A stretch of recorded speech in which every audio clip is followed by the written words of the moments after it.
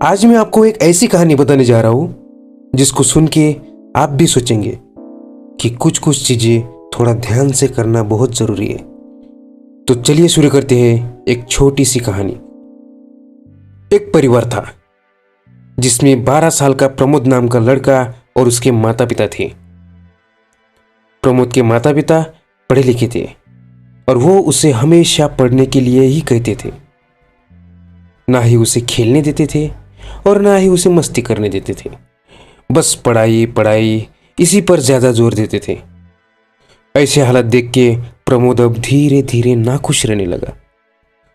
और होगा भी क्यों ना, क्योंकि ना ही उसके माता पिता उसे बिठाकर पढ़ाते थे और ना ही उसके प्रश्नों के उत्तर खोजने में उसकी मदद करते थे। तो कैसे रुचि तैयार होगी उसके मन में। और प्रमोद इतना भी स्मार्ट नहीं था कि उसके प्रश्नों के उत्तर खुद ही ढूंढ ले। अब प्रमोद धीरे धीरे डिप्रेशन में जाता गया। उसके मन में क्रोध, डर और अनकॉन्फिडेंस तैयार हो गया।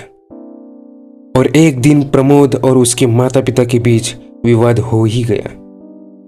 प्रमोद छोटा होने के कारण उसके माता पिता ने उसे डांट के चुप करा दिया और उसे उसके कमरे में बंद करके उसको पढ़ने के लिए जोर दे दिया।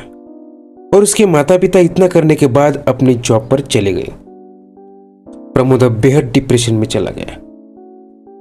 उसे सही और गलत में कोई अंतर नहीं दिखाई दिया।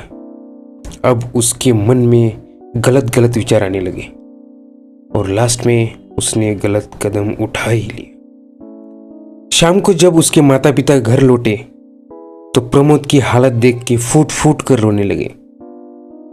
पर अब बेहद देर हो चुकी थी। प्रमोद अब ना बच पाया।